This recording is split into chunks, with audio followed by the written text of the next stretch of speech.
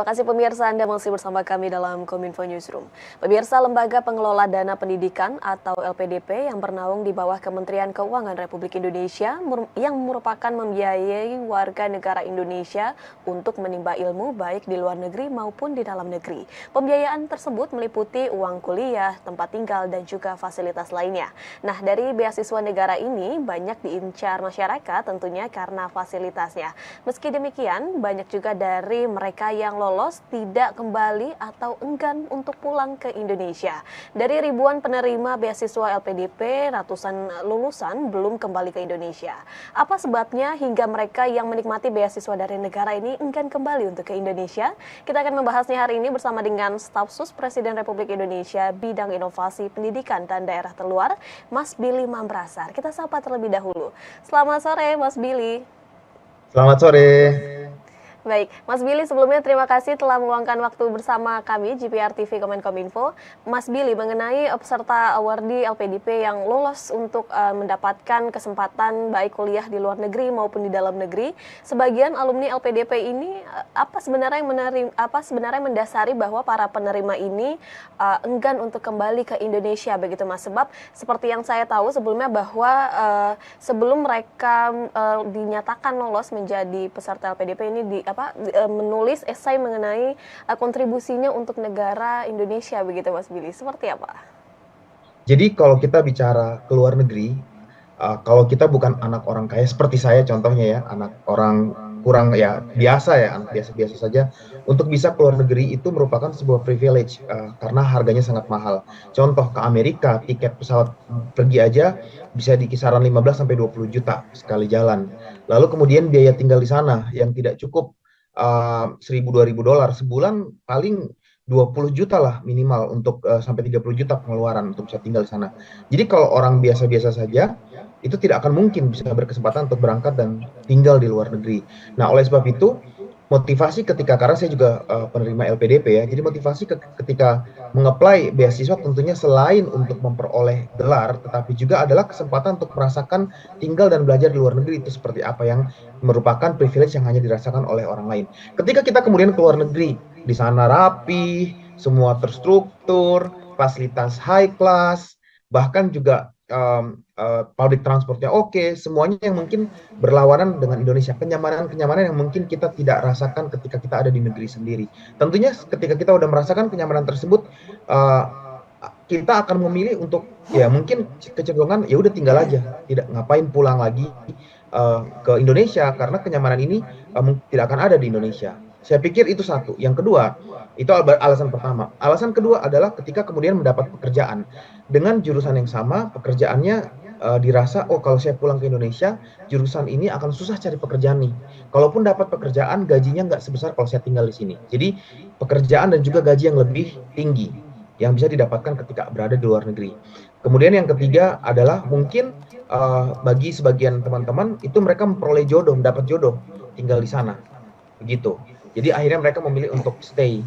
Bahkan ada juga yang bikin bisnis dan juga mulai menjalankan usaha mereka dan tetap tinggal di sana. Seperti itu sih, itu beragam alasan kenapa kemudian memilih nggak pulang. Baik, beragam alasan menjadikan para penerima LPDP ini enggan untuk kembali ke Indonesia. Salah satunya tadi seperti pekerjaan dengan gaji yang lebih tinggi di luar negeri dan juga merasa nyaman dan juga alasan lainnya. Kemudian kiranya apa langkah yang negara lakukan untuk mengatasi hal seperti ini? Apakah perlu mengubah persyaratan saat pendaftaran atau cukup dikenakan sanksi pengembalian dana pendidikan, begitu Mas Billy? Kalau saya pikir untuk setiap insiden itu kan ada langkah preventif dan ada langkah mitigasi. Langkah preventif adalah langkah-langkah yang harus dilakukan sebelum sebuah kejadian terjadi. Langkah mitigasi adalah langkah yang harus dilakukan kalau hal tersebut sudah terjadi. Yang disampaikan tadi, memberi sanksi, memberikan ultimatum, men-tracking, itu semua adalah mitigasi. Sudah terjadi, baru hal tersebut dilakukan. Langkah preventif itu yang paling penting sebenarnya, bagaimana mendeteksi sejak awal. komitmen dari penerima beasiswa ini bahwa mereka nasionalis sejati, bahwa mereka Indonesianis sejati, bahwa mereka sadar mereka belajar dengan uang rakyat, bahwa mereka sadar mereka belajar dari uang pajak yang dibayarkan oleh rakyat yang berharap agar ketika mereka studi, mereka boleh kembali ke Indonesia untuk berkontribusi membangun negaranya. Oleh sebab itu, langkah preventif ini harus dibuat satu, perbaikan seleksi dengan mekanisme yang mendeteksi bahwa seorang awardee itu loyal, nasionalis, dan akan berkontribusi buat negaranya. Yang kedua adalah memastikan kontrak-kontrak itu yang disusun itu begitu jelas, menuangkan kewajiban-kewajiban dan konsekuensi hukumnya apabila mereka melanggar kewajiban tersebut. Dan yang ketiga adalah masih di preventif ya. Yang ketiga adalah pelatihan-pelatihan. Dan saya pikir ini sudah dilakukan oleh LPDP saat ini seperti PK, persiapan keberangkatan. Dalam PK itu ada komponen-komponen yang seperti kita lihat di video ini ya, video di TV saat ini adalah PK, persiapan keberangkatan. Dalam modul-modul persiapan keberangkatan itu pihak LPDP telah mengajarkan atau memberikan input nasionalisme, input kenapa kita ini pergi sebagai pahlawan bangsa, memberikan semangat yang berkobar bahwa kita harus kembali untuk membangun negara kita. Itu semua diberikan di PKI. Seperti itu. Nah, sekarang yang kedua adalah mitigasi. Apa yang harus dilakukan di mitigasi? Saya pikir ini juga LPDP sedang melakukannya saat ini dengan baik ya. Men-tracking, mendatabase mereka ada di mana saja. Dan bekerja sama dengan imigrasi dan juga Kementerian Luar Negeri dan juga kedutaan besar di luar negeri untuk men-tracking keberadaan mereka bahwa pada periode tertentu mereka harus kembali. Ketika mereka nggak kembali, mereka harus di-tracking di mana mereka berada, apakah melalui medsos, apakah melalui informasi source yang lain, untuk melakukan untuk mengenforce ya, mengenforce hukum atau perjanjian atau perundang-undangan yang telah mereka langgar dengan cara memaksakan bahwa mereka, bukan memaksakan ya, tetapi mereka secara sadar bersumpah dan berjanji menandatangani surat tersebut, sehingga mereka harus memperoleh konsekuensi-konsekuensi hukum ketika mereka kemudian melanggar perjanjian tertulis tersebut. Saya pikir ini sudah dan sedang dilakukan oleh LPDP saat ini.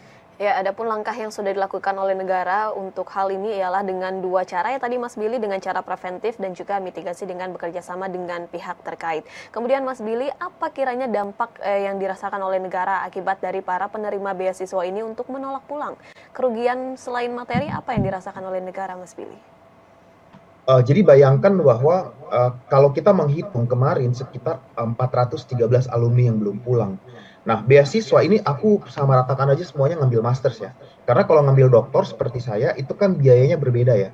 Biayanya berbeda, lebih mahal. Tapi kalau kita ngambil rata-rata master di Amerika Serikat, mereka akan menghabiskan dalam waktu 2 tahun tersebut sekitar 3 hingga 4 miliar.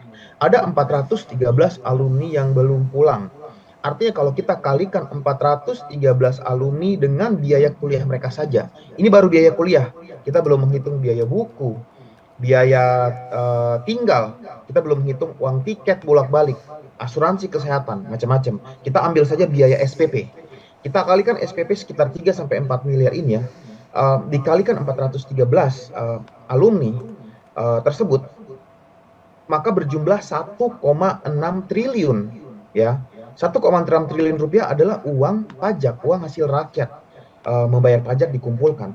Kalau 1,6 triliun itu dibagikan kepada UMKM ya, UMKM, dan satu UMKM memperoleh sekitar 10 juta, kita hitung saja ya berapa ribu pelaku UMKM yang memperoleh bantuan itu, dan kita bisa membuka atau memperbaiki kehidupan mereka. Itu saja pengandaian atau analogi sederhana yang saya sering lakukan untuk melihat kerugian negara.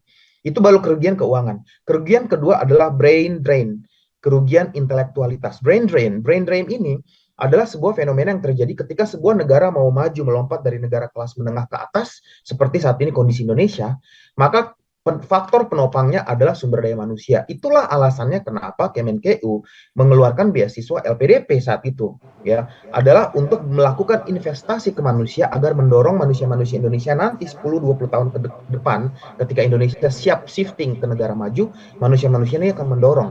Brain drain adalah fenomena yang terjadi ketika anak-anak bangsa terbaik yang harusnya mendongkrak bangsa ini maju menjadi lebih baik itu tinggal dan tidak kembali ke dalam negeri untuk membangun bangsanya. Brain drain ini akan menghambat Indonesia untuk terakselerasi menuju kepada negara maju sesuai dengan cita-cita kita. Cita-cita kita Indonesia emas 2030 45. gitu. Seperti itu. Ya, baik. Selain kerugian materi yang dirasakan oleh negara ialah terhambatnya cita-cita bersama begitu ya Mas Billy ya untuk mencapai Indonesia menjadi negara maju di tahun 2045. Mas Billy sebagai penerima LPDP di Harvard dan Oxford begitu ya Mas, kiranya negara mana saja yang paling banyak dituju oleh para pencari beasiswa ini dan seberapa banyak calon penerima LPDP dari daerah 3T ini Mas? Terima kasih pertanyaannya. Pertama adalah beasiswa LPDP itu, sebentar ya, Mbak. Beasiswa LPDP itu ada banyak jenisnya ya, banyak jenisnya. Artinya kita lihat ada beasiswa reguler. Dulu kalau zaman Presiden SBY sebelum yang sekarang itu, kita lihat Presiden SBY itu ada beasiswa Presiden Indonesia itu untuk yang top of the top. Mereka yang terpilih yang intelektualitasnya tinggi memperoleh beasiswa Presiden Indonesia. Kemudian ada lagi beasiswa reguler.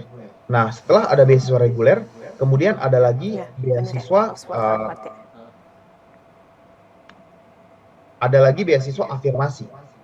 Beasiswa afirmasi ini ditujukan kepada mereka yang berasal dari kalangan ekonomi lemah atau mereka yang berasal dari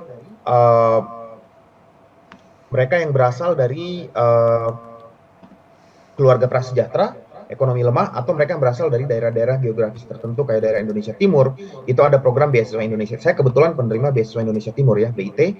Itu diberikan khusus kepada anak-anak Indonesia Timur dari 5 provinsi. Ya, 5 provinsi di Indonesia Timur. Dan ada juga beasiswa santri, ada juga macam-macam beasiswa yang lain. Nah, kalau kita lihat dari data-data terakhir bahwa beberapa negara yang menjadi favorit LPDP adalah satu Inggris. Inggris ini paling sekali difavoritkan karena memang studinya lebih pendek dan kemudian negaranya mungkin indah, bersejarah, ya. Kemudian juga tidak complicated untuk mengapply ke Inggris dibandingkan dengan Amerika. Kalau ke Amerika itu kita harus punya GRE, GMAT dan yang lain-lain. Kalau Inggris lebih simpel. Kemudian yang berikutnya adalah Australia. Ya, Australia adalah negara yang sangat didominasi dan sangat disukai. Kemudian Amerika Serikat, Belanda, dan kemudian Jepang. Ya, itu adalah negara-negara yang merupakan favorit untuk dikunjungi. Belum kita hitung negara-negara Asia lain ya yang dekat-dekat ya. Seperti itu. Seperti itu Mbak, kurang lebih. Baik. Mas Billy, kemudian para pelajar atau mahasiswa yang tinggal di daerah 3T ini kan apakah memiliki tantangan yang berbeda dibandingkan dengan masyarakat perkotaan lainnya begitu? Apa kemudian upaya dari peran pemerintah dalam mengembangkan pendidikan bagi masyarakat di daerah 3T ini, Mas Billy? Saya pikir apa yang dilakukan saat ini sudah sangat baik sekali ya, yang dilakukan oleh LPDP untuk melakukan diversifikasi jenis-jenis beasiswa LPDP tadi. Nah, untuk 3T itu ada beasiswa afirmasi 3T untuk daerah-daerah terluar, termiskin ya, seperti Papua, NTT, Aceh, Maluku itu. Lalu kemudian ada beasiswa Indonesia Timur yang juga khusus untuk daerah-daerah terluar. Nah, kemudian untuk beasiswa untuk daerah terluar ini kita membayangkan bahwa akses pendidikan dasar untuk kami saja sulit. Jumlah SMA sedikit, jarak SMA jauh, sehingga tingkat aksesibilitas terhadap tingkat pendidikan menengah itu cukup rendah. Lalu kemudian kualitas perguruan tinggi juga masih secara rata-rata masih di bawah tingkat nasional. Nah, ini yang membuat ketika kita mau mengambil skor-skor standar untuk apply ke luar negeri. Skor-skor standar itu adalah kalau misalnya kita mau sekolah ke Amerika, itu ada tes yang namanya GRE. Ya, GRE itu sebuah tes untuk mengukur kemampuan kita di mana rata-rata kami dari Indonesia Timur itu ketika kami mengambil skor kami secara agregat itu rendah dibandingkan dengan teman-teman dari wilayah lain Indonesia. Yang kedua, jangan lupa ada standar minimum bahasa Inggris kayak TOEFL atau IELTS yang menjadi tantangan terbesar juga untuk kita mendaftar ke luar negeri. Nah, kalau anak-anak di Pulau Jawa misalnya akses ke kursus bahasa Inggris itu available di mana-mana. Anak-anak dari SD, SMP juga sudah jago bahasa Inggris. Tapi mungkin kami di Papua mau kursus bahasa Inggris mahal, boro-boro biaya. Mungkin tempat kursusnya saja di tempat saya tidak ada. Mau tes IELTS atau melakukan simulasi nggak ada tes IELTS. Nah, apa yang dilakukan oleh LPDP cukup bagus untuk afirmasi. Mereka kemudian mengkhususkan ada program persiapan keberangkatan dan program persiapan bahasa yang dalam periode tertentu kita di dalam satu camp, dalam satu tempat kita belajar full, sebagian belajar 3 bulan, sebagian 6 bulan, ya sampai terjadi peningkatan skor. Dalam dalam persiapan keberangkatan dan persiapan bahasa tersebut, kita juga dibimbing tentang apa itu rasanya studi di luar negeri, bagaimana menghadapi culture shock. Kita dibimbing bagaimana mengisi tes GRE. Bahkan terobosan LPDP terbaru di tahun lalu adalah mereka meniadakan skor minimum untuk anak-anak dari Indonesia Timur, dari Papua, yaitu skor minimum TOEFL atau IELTS tidak ada. Karena mereka menyeleksi yang terbaik, lalu mereka kemudian bimbing bahasanya untuk mendongkrak available. Saya pikir ini afirmasi yang sudah cukup baik sekali, seperti itu, dilakukan oleh pemerintah. Baik, pembedaan jenis beasiswa bagi masyarakat di bagian timur ataupun masyarakat 3T ini patut diapresiasi begitu ya Mas ya, dan juga dorongan yang terus diberikan pemerintah ini juga patut untuk diapresiasi. Kemudian Mas Billy, bagaimana para alumni LPDP dari daerah 3T ini untuk bersinergi membangun jaringan untuk memperkuat dan tentunya memperluas program pendidikan di daerah 3T ini, Mas? Terima kasih, ini pertanyaan yang bagus sekali. Jadi baru kemarin kita di dalam sebuah acara yang dihadiri oleh Presiden di Papua, sebuah aplikasi yang namanya Mantap atau Manajemen Talenta Nasional itu diluncurkan. Dalam aplikasi Mantap tersebut, alumni-alumni ataupun talenta-talenta terbaik Indonesia Timur, misalnya kayak di Papua, itu didatakan dalam aplikasi tersebut. Nah, mereka bisa chatting satu sama lain, kemudian mereka juga bisa saling berkontak untuk melihat kolaborasi apa yang mereka bisa kerjakan. Nah, selain itu dalam aplikasi Mantap ini juga mereka punya job availability, misalnya company-company yang ada di wilayah Maluku, di wilayah Papua itu menjadi member daripada Mantap ini juga, dan mereka bisa dihubungkan satu sama lain untuk memperoleh pekerjaan. Nah, saya pikir kemarin instruksi Presiden adalah untuk diintegrasikan dengan program kerja Kemenaker dan mungkin juga program kerja Kemendikbud.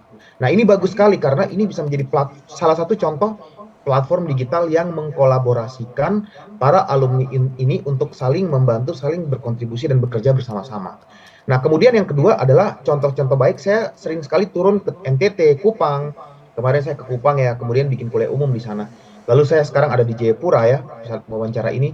Saya melihat bahwa anak-anak ini kemudian membuat komunitas-komunitas ya, organisasi-organisasi kecil. Kayak kita lihat gambar di sebelah kita ini salah satu pusat belajar. Saya tidak tahu pusat belajar apa, tapi ini contoh banyak sekali alumni-alumni LPDP yang kemudian setelah mereka pulang, mereka mendirikan inisiatif-inisiatif pusat-pusat belajar, yang mana pusat-pusat belajar itu memberikan pendidikan kepada anak-anak yang lain. Dan di situ mereka mengabdikan ilmu mereka yang telah mereka pelajari dari luar negeri atau dari dalam negeri, mereka pakai untuk mengajarkan adik-adiknya dan mentransfer ilmunya.